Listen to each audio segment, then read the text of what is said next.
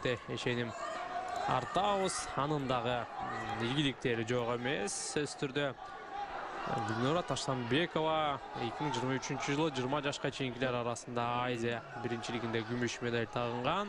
Финалда Жапониялык Рэй Хошинога жеңилген. 2022 жылы ошондой эле жаштар арасында Азия чемпионатында биринчи орунда элеген Гүлнура Таштанбекова 2022 жылы 17 жашка чейинкилер арасында дүйнө чемпионатында коло медаль тагынган. Жалпысынан Гүлнура Таштанбекованын ийгиликтери чындап жакшы. 19 гана жашта, сөз түрдө келечек алдыда.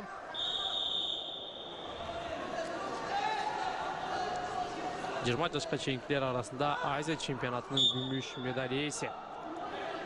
Учурдагы эми чоңдор арасында өзүнүн аракетин жасайт, ийгилик каалайбыз. Биринчи секундалар атаандашы По Гёнг Ри.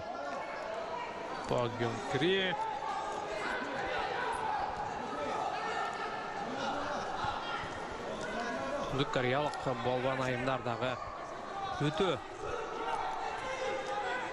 физикалык жактан күчтүү келерин билебиз.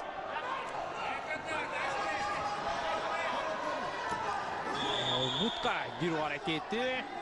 Авалдан бошоныш керек, жана каршы чабуулда. Бир упай менимче Гүлнура Таштанбековага берилет. Анткени каршылашы килемдин сыртына чыкты. Бул жакта биринчи болуп Ри чабуулга чыккан, бирок абалды мыкты бошонууда каршы чабуулда мына бутун салып чабууга аракет кылган. Бул жерде Гүлнура Таштанбекова атаанаштын жазгыруу аракеттерине кабылып калды дагы. Натыйжада Ри каршылаштын артына өтүп кетти.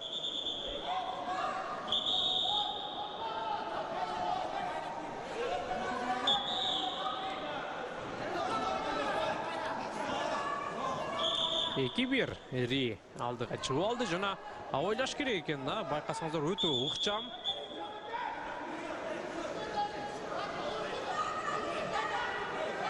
Эскертүү, мына күрөшкүлө чабышпагыла деп жатат.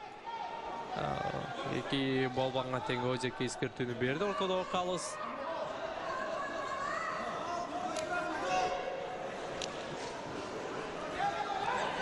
Ойлош керек, мына өтө ыкчам жана алдаганды жакшы билет экен. Бутка кирейин деп.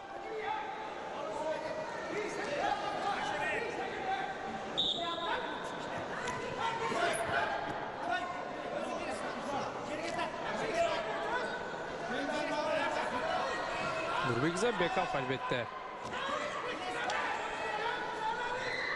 болушунча өзүнүн шакиртине кеңешин айтып жардам көрсөтүүдө. Күрөш бош керек эми жалпысынан түндүк кореялык спортчу анчейин күчтүү эмес. Албетте алдыда эми бул салмак категорияда Нонока Одзаки бар, урматтуу көрөрмандар. Эгерде финалга чейин жетип барса, дал ушул Нонока Одзаки менен күрөшүп калышы мүмкүн. Буга чейин 62 килограммда натаандаш болгон билебиз Айсулу Тыныбековага. Бул ирет 68де күч ташат. 65 килограмм салмак чембирдикте дүйнөнүн чемпиону болгон.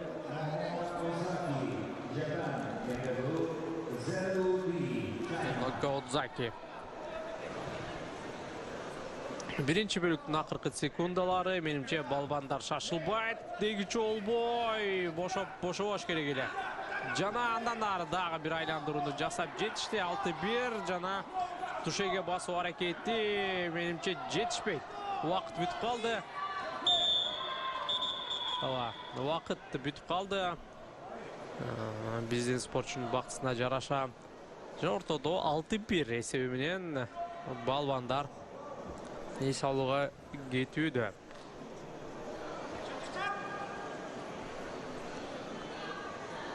Тилекке каршы Нурбек агайдын эмне деп сүйлөп жаткандыгы угулбады. Биринчи бөлүктүн урунтуучуларын көрөлү. Мына бутка кирүү аракетин өтө мыкты өздөштүргөн. бутқа кирип андан соң бир айландырууну жасады. Жана ушул эле учурда мына атаандашын тушеге басууга дагы өтө жакындап барган. Болгону убакыт.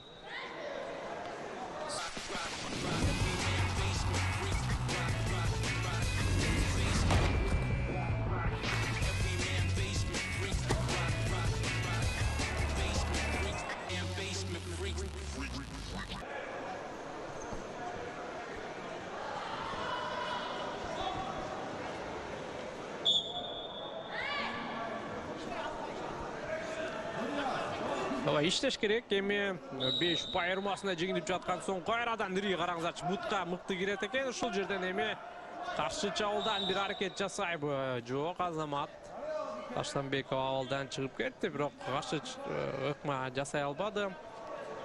Бирок эң негизгиси атаандашына дагы чабуулга чыгууга мүмкүнчүлүк бербеди. Бул дагы жакшы жыйынтык десек болот, жакшы көрүнүш.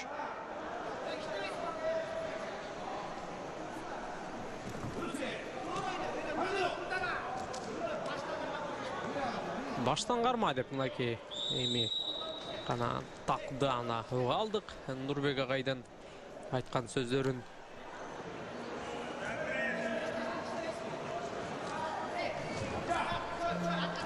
Чыгыш керек эми ушул жерде мүмкүнчүлүк бар. Азамат 4 упай менимче жана тушеге басуу мүмкүнчүлүгү бар. Абалдан пайдаланыш керек. Гүлнура Таштанбекова туше мынаса, урматтуу көрөрмандар, Гүлнура Таштанбекова 1-6 эсебинде жеңилип жатып, атаандашын мыкты кармады. Алгач 4 упайлык ыкма жана андан соң 2 дагысын жерге тийгизип жеңишке жетти. Керемет жеңиш. Гүлнура Таштанбекова Азия чемпионатынын жарым финалына жолдомо алды. 19 жаштагы балбаныбыз мына өзүнүн потенциалын көрсөттү.